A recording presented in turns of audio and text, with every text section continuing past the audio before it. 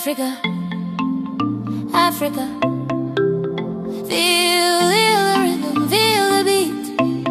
Africa, Africa, time for the ending.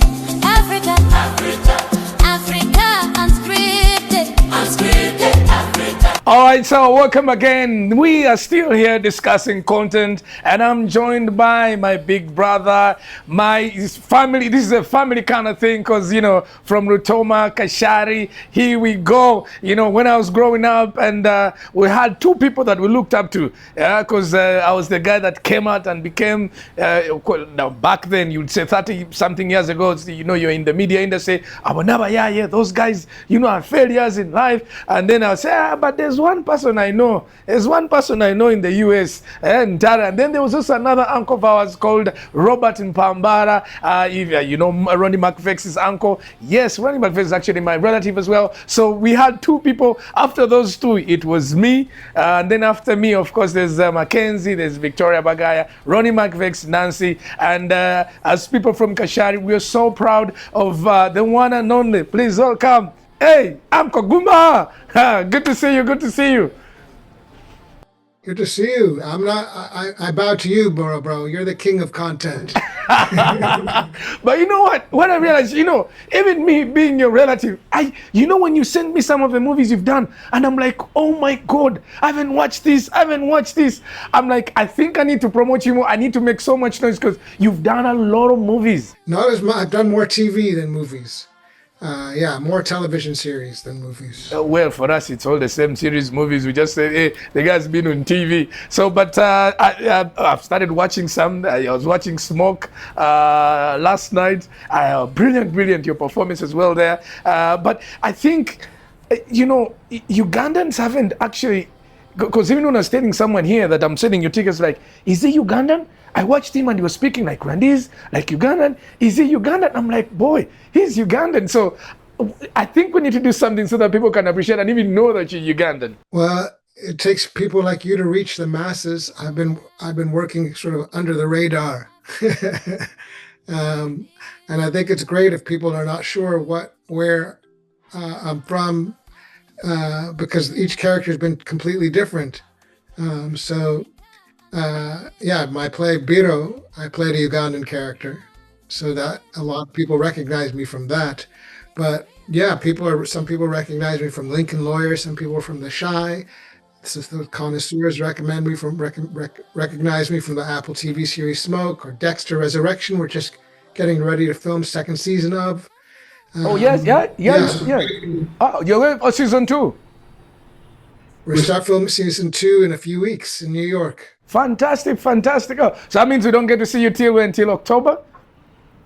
No, I'm not sure. I'm hoping I can get back and forth in between. But yeah, we finished filming in September. Fantastic. Okay. But of course, even your accent, because, you know, you were born there, raised there. So, you know, someone can see your accent, but even when you speak, you really, really sound like an American. Yeah? Well, as an actor, you can put on different accents all the time.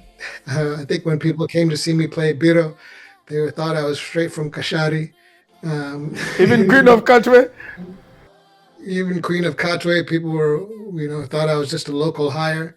So yeah, it's the fun thing about being an actor, is being able to sort of transform.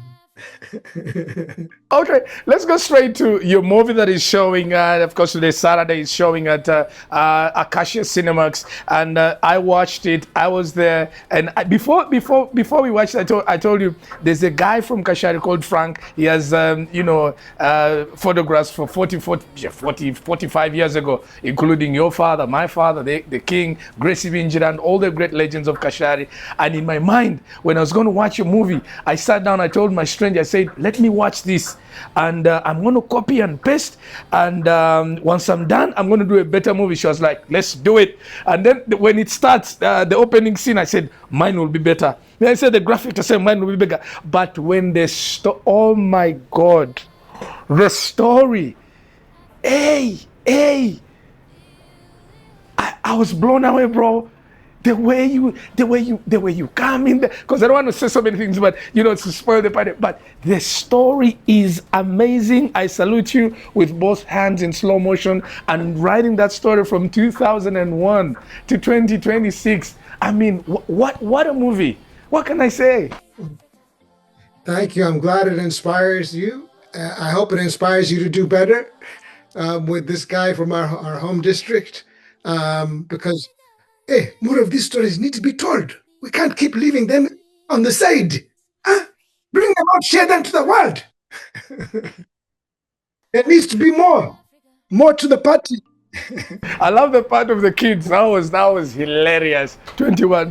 Yeah. And again, I know you do many things. You edit your stuff, you write your stuff, you direct it. Because I've seen you. You're like everything is 360. And to a kid watching right now, if he wants to get into the movie industry, where do you want them to put more of their focus to become better? Grab one of these. If you don't have one, grab your parents' phone and just start shooting stuff. This is the future right here. I mean, it's not even the future. It's already past us. People are making movies and content on their phones. We were in. You recorded a little. You told me you wanted to meet at Century Cinemax to record a promo, and I showed up and I thought, there's going to be a film crew here, sound guy. No, Kazora's there with his phone. Okay, now look. And that thing went around the world. You sent it around the world. You can do that with your phone. So for those kids who are watching, start shooting. Shoot first, ask questions later. That's how you do it. Yeah, and that's how I did the documentary. I started filming when I first met Chibate, who, for those who are tuning in now and don't know what we're talking about, Chibate Aloysius Salongo was a Ugandan photographer from Mbirizi, the Greater Masaka region. He photographed that area for over 50 years, from the 1950s up until 2006 when he passed away. And he was shooting on film. So many of your listeners might not even know what film means. It was like something you put inside of a camera, a roll, and when you take the picture, they captured on that negative. But he had a sack of these for 50 years. 50 years of our history in this sack. And I stumbled across his studio by chance when my car broke down in Mbirizi on April 24th, 2002. So it's now 2026, so that's 24 years ago. I've been working on this film for 24 years. So for those who are also listening and saying, how do I begin? Sometimes you begin slowly, one step at a time. And what's remarkable, Chibate Aloysius Salongo's studio was named Akwatempula Atukawala, meaning he who moves slowly reaches far. So that's the thing right now. Everyone's sort of fast-paced, try to get things done quickly, but sometimes, he who moves slowly reaches the furthest. Yeah. Okay. Yeah, and for Africa Unscripted, we'll go slow, but I know we're going to go far. So now, of course, the biggest buzz now that's going on in the country is, content, of course, the different levels of content and movies, what you're doing. And I'm sure this movie can even win an Oscar. What more projects do you have? What are some of the challenges that you've faced, so that we can, probably also come in and say, make noise for you, because I know you not make the noise and say, if I'm helped here, I can be able to produce more projects. I have these projects, I have this and that, and we can be able to be part of these projects and be able to push them, because I know you have brilliant ideas and you've been there, you've done that. And so tell me the challenges and all that, and how we can come in. Well, I came in to premiere my film. First, the film has premiered in over 5 continents so far. It's won a half a dozen Best Documentary Awards, which I'm beyond grateful for. So we had good momentum coming in to premiere the film in Uganda last weekend. And the weekend before, it premiered in Mbirizi, and over 1,000 people showed up. And I said, oh, wow, this is really connecting with folks. And we came to Kampala, and I wasn't sure if, I don't have a big marketing team behind me. Uganda Diaspora Networks was helping get the word out, and you helped get the word out. And I wasn't sure how we were going to compete with all the big Hollywood films that are at Century Cinemax right now. because they have a huge millions of dollars of budgets, big posters and advertising. And we came in like David facing Goliath. And you know what? You know what happened? We were number one at the box office, beat out all the Hollywood films at Century Cinemax Asia Mall that weekend. Our cinema was packed, and these other blockbuster films had maybe, five, six people in the audience. So it goes to show you that you can tell a story from Mbirizi, a local story, a local grown story, uh, about a local photographer who's not famous. There were no big stars in the film. Uh, and that if you tell a good story, if you tell it well with interesting twists and turns and make it completely look, the film is in Luganda. Most of it is in Luganda. It can still do better than the Hollywood movies. And that's what you guys proved. When I was there last weekend, we were like few blacks. The white people were fooling. I'm like, what's going on? And they're just, subtitles and they're reading and what. And we're very, very few. And I was quite disappointed. I'm like, why can't, that's why I was, trying to spread out the word and see how we can get there and a couple of friends. We can go and I hope it can open next Saturday so that we can keep, because, Ugandans are backward and backward. So we have to give it more weekends. Let's see how today goes, and then probably you can push it as well to next weekend, and we can have more people coming, because I feel it's a wonderful story that everybody has to see. Yeah, I think it really touches on people's hearts because we all love photographs. We spend all of our days on our phones, glued to swiping, looking at photographs like we're addicted to photographs. We can't help it. So if you want to take a break of looking at photographs on your phone, come look at photographs on the big screen and see how engaging it is. One of the commenters would said that, because there's photographs from the 1950s and 1960s, and somebody was saying, I never knew my grandparents were that cool back in the day. You know, People were discovering photographs of like their great grandparents, their grandparents, but looking slick, you know, wearing the wear, yeah, wearing the mini skirts, drinking a bottle of beer.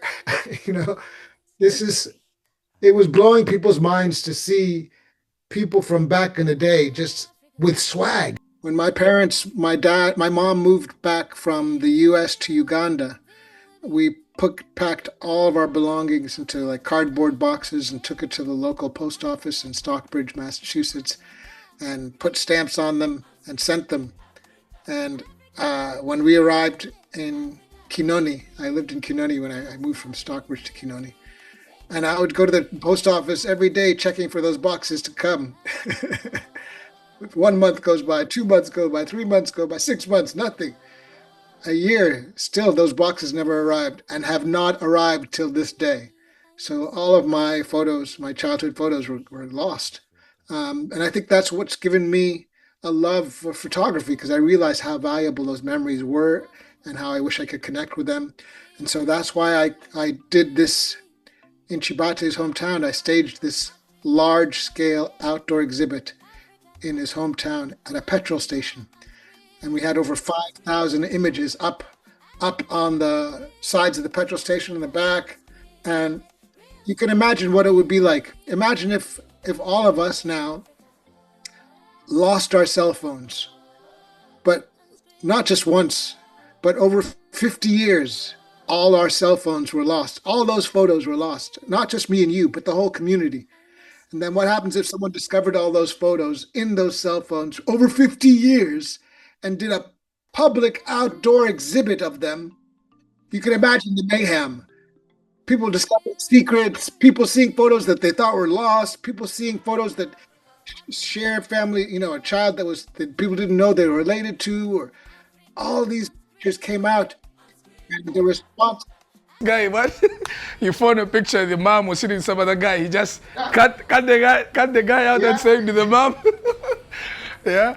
it was incredible the stories that came out, people discovering photographs of their parents they'd never seen before. One guy, Johnson Makangai's parents had died when he was a toddler and he'd never seen a photo of his parents before. And this exhibit comes up and his dad's brother, his uncle, saw a photo of his dad and said, "What, Johnson? Come look, this is your father," because no one had a photo of him. You can imagine the heart, what that did to him, like to see a reflection of himself at his age in his dad for the first time. It was really profound. And I think it just shows us the value of photographs. And we don't really realize that until we lose these phones, right? When you lose your phone, what's the first thing you're pissed off about usually? All the video and photographs that you shot. And we're in a very dangerous place right now because most of us don't back up our phones. Even if you're like me and you back it up on the cloud, when I die, my credit card's going to stop working, and that cloud's not going to go checking for next of kin. They're not going to go follow up with my kids to say, "Hey, do you want to get these photographs off the cloud?" No, they're just going to delete. It's going to evaporate. And that's what we're all at risk of. Like, we're at risk for the photographs that you shoot on your phone. Your grandkids might not see them. We're not going to be able to pass down our history the way we used to with analog now that we're in the digital age. So I think that's why people have also connected with the documentary, because it just, as you said yourself, it reminds you of the importance of these images and the need to preserve. If you want to know an organized mother, just ask the kids, in fact, if you're in your 40s, do you have pictures when you're young? I tell you, most of us don't have pictures. I can tell you, my album, I think I started having pictures when I was like in P6 or P7. Because some auntie of mine came from Canada and she just took my album with all my pictures. I have nothing, not a single picture when I'm a baby. And she passed on in Canada, so I can't even find her. So I keep looking at my friends and say, do you have pictures when you're young? Because it's very important. Now, I have a friend who was getting divorced and he was cutting pictures of his wedding. I'm like, please don't do that. This may be important for your great-grandchildren or your grandchildren when they see them. So for me, when I watched it, I went back to my albums. Back in the day, you'd have a girl come over and the first thing you give her is your album. She goes through your album and you talk about the pictures. But now she comes, she knows everything about you. She's following you on TikTok and all that. But yeah, it was fantastic. I'm grateful. And I'm going to make sure that I promote you more so people can appreciate you more. I think you're the #1 movie star in Uganda. Absolutely. The works that you've put out there's no Ugandan that has done more than you. And we want to celebrate you. I'm going to talk to MK to see that they even give you an award on Heroes Day, because what you have done, what you have achieved in the movie industry, and even now that you're coming back and doing all these things. When is the next project, by the way? When are we shooting? What are we doing? Well, tonight, Saturday night, March 14th, come, Century Cinemax, Acacia Mall, 7 p.m., it's just a few hours from now. Come through. UG, if you're listening to this and you're driving home, turn around. Oh, go to Century Cinemax now. There's a big party going on there. You don't want to miss. So we'll all be there. Let's come out strong. Represent. Let's defeat the dragon. Let's show Hollywood that local stories can do better at the box office than the big Hollywood fair, because we need to tell our own stories. We need to celebrate our own stories. And this, for me, is like, it's been touching so many hearts in ways that it's reawakening people's love of their old photographs, like it's for you. Oh, man, that's so touching. First thing you said was, I called home and said, get those photos of my mom. Grandmom. Take pictures of Manjeri. Yeah, your grandma. Yeah. So that's yeah. The film, the documentary is already doing great things, because it's helping other people to start documenting and keeping our photos to pass on to the next generation, our stories to pass on to the next generation. And this documentary could just be the beginning. We could do Memories of Love Returned, Kashari. Yes, that's what I was talking about. Memories of Return Arua. Nigeria. Memories of Love Return South Africa. Sure. No, it's a Yeah. and it can become a series. It's beautiful. It's beautiful. And the way you've said it, it could become a series. And everyone that has those images of 50 whatever years, we can always do that. I just want to say thank you so much for being part of this. I can't even talk about the budget because you've been doing that movie for 24 years, so that must be absolute. I don't think you even have record of how much you've spent, producing that. Hopefully, we can come and support and make sure it's on a few hours from now. I have some tickets as well. We're giving away. Yeah. So I've already given out How some. Yeah. how are you giving away the tickets? Are we doing it on the air right now? Yeah. I gave out some, and I gave out MPs, like the area local MPs. I gave them so that they can spread the word out on their community, so that Kashari people can come and watch. Yeah, but yeah, so mainly it's online, yeah. And also people that I like, and I know the photographers, the kid here who's doing movies. I called him to give him a ticket. He's here. His name is Ntare. Nice. He does amazing things. I'll show you some of his works. He's doing some action movies. I think he's going to do great work as well. So I called him to give him a ticket. In fact, here's your ticket, my son. Thank you. Yeah. Okay. Thank you, bro. All right. Keep doing the good work. Yeah. Keep sure. doing the good work and share up. I'm on Instagram at Beware of Time. Yeah. You can hit me up. Let me know what you're up to. Share some of your latest stuff. Yeah. And yeah, come on out tonight because I think you have about 2.5 hours Yeah, sure. to get to the cinema. Yeah. That's sometimes how long it takes traffic. Yeah. Crazy. Yeah. Cheers, brother. All right, brother. Thank you so much. We'll keep talking, of course, more content. And also because you're going to be skilling this very screen you're on, you're going to be teaching students here film, because at Victoria University, we have a degree in film. And at Smari Skilling Institute, we have a certificate in film. So I'll make sure that, you get some time, an hour or two, and you can be able, in your free time, be able to throw some knowledge to them, give them some tests, and be able to do stuff. And when you come back, they should be able to now start doing projects, and also even part of your project, so that they can learn. And maybe one day you can take some to Hollywood, and they can do great things and become great like you. Yeah, but you don't have to go to Hollywood. This story was done in Mbirizi in Masaka, and it went from Mbirizi to around the world. But yeah, it started there. And look at this jacket I'm rocking. Look at the hat. Look at the hat. This is all local made. This is Ankole Nation. This guy, this brother. This is a young designer from Ankole. Can you believe this jacket? It's like $1 million jacket. To fly. And the shades? Made locally from Ankole cow skin. Yeah. And the shades also? They look like... No, the shades are also locally made too. Yeah. So yeah, I think I try to rock the local designers, find the coolest cats in the local area, and celebrate them. Celebrate them. This is done by Don't be thinking this is I'm done gonna by a pick local something guy. for Hollywood. This is done by a local guy as well. It's done by my see? designer. You see? In one That's day. what we gotta do. We gotta represent UG. Yes. We gotta represent UG and celebrate the great talents that we have. And I'm so grateful to be connected with you, bro, because you are visionary as well. We've tried to talk about doing productions.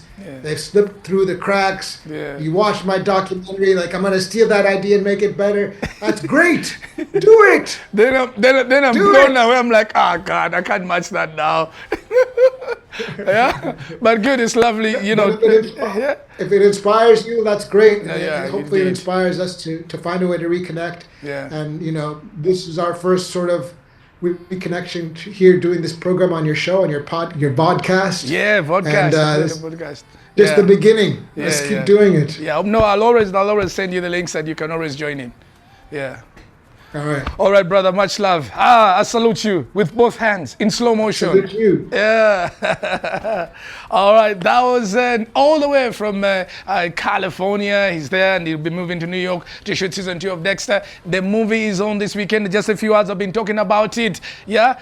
It's now, in fact, from here, I'm moving, I'm going straight right now. I'm going. Yeah, this is it. I'm going. Let's go watch this movie, and I see how the turns out today, and then probably next Saturday, it can happen as well. Oh, it's absolutely amazing. It's beautiful, I tell you.